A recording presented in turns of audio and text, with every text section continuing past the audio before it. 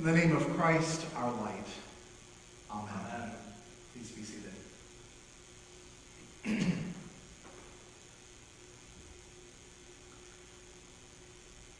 Every year at Christmas, it is hard to avoid thinking about these metaphors of light and shadow. They appear in Scripture like we read today, but they also feature heavily in our rituals and our traditions. I was thinking about that the other night, coming home from a late-night trip to the grocery store. We've taken to making our grocery runs just before the stores close to try to avoid the crowds as much as possible. But on that drive, I delighted in seeing all the houses that were dressed in festive lights. But as much as that is a normal part of our Christmas experience every year, it seems a little more pointed this year. Earlier this week there was the Great Conjunction, when Saturn and Jupiter, from our perspective, appeared to move so close to one another as to almost meet. And this conjunction, while not entirely uncommon, did appear to bring the two together with an uncommon closeness. Closeness that hadn't been achieved in centuries. This kind of close conjunction has sometimes been called the Bethlehem Star, because it is a brighter pair of lights in the sky than we normally find. And some have supposed it must have been what it was like when that star was said to have rested over Bethlehem to announce the birth of Jesus. But we didn't see that Bethlehem star. In our little corner of the world, we were veiled under the shadow of clouds. On the longest night of the year, there was a point of light reaching out to us, but we missed it. Not because of our ignorance or because we had better things to do, but because our circumstances kept us from seeing the light.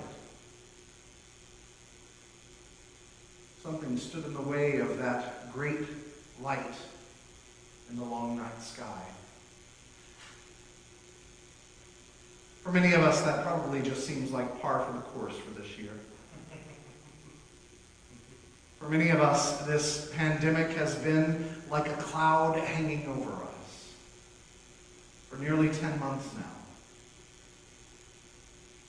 For many of us, it has felt like we were stuck in the shadows and covered in an unimaginably long night, unable to see the light.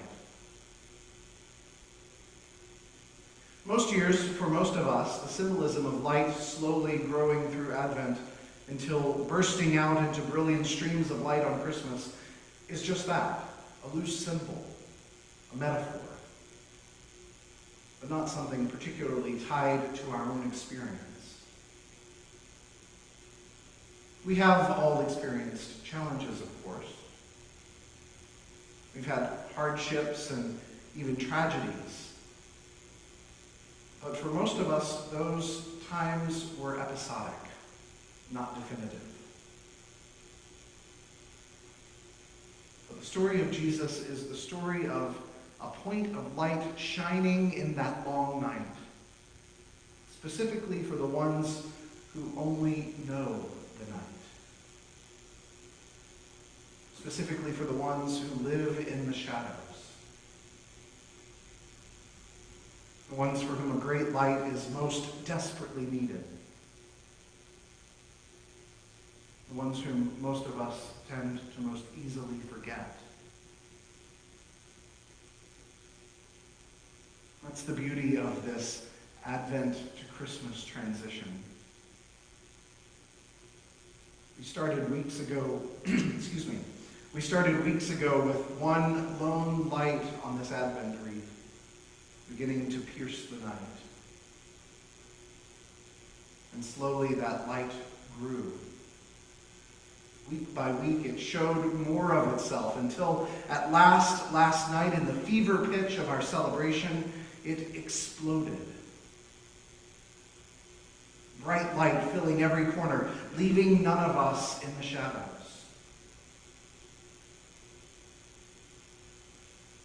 Last night and today, we've got 28 candles up here, as opposed to our usual 3. We've got lights on the tree and on the garland and everywhere we could make it stand still. Because that's the way the light of Christ pierces the long nights of our lives. It opens up and overflows into everything, onto everyone. The light shines where it will, and we can't stop it. The same way a rising tide lifts all boats, light doesn't just fall on the worthy. It doesn't just illuminate the paths of the privileged. It doesn't just shine on any one of us, or any of us that any one of us chooses. The light shines wherever it is shared. The long night of this year will pass. The vaccines will keep going out, and in time, the need for protection and isolation will wane.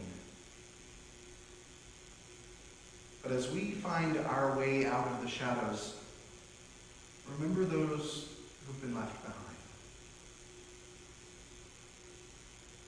Remember those still struggling to see in a night that's not yet broken into day. The light of Christ has shone on us and blessed us with clarity and vision in a new day. Now our job is to share that light with everyone else. Our job is to carry the light into all the shadows that remain. We have seen Christ's glory, full of grace and truth. But it's not ours alone. Share the light. Share the glory. Share the blessings that have been so abundantly shared with us. It was all meant to be shared.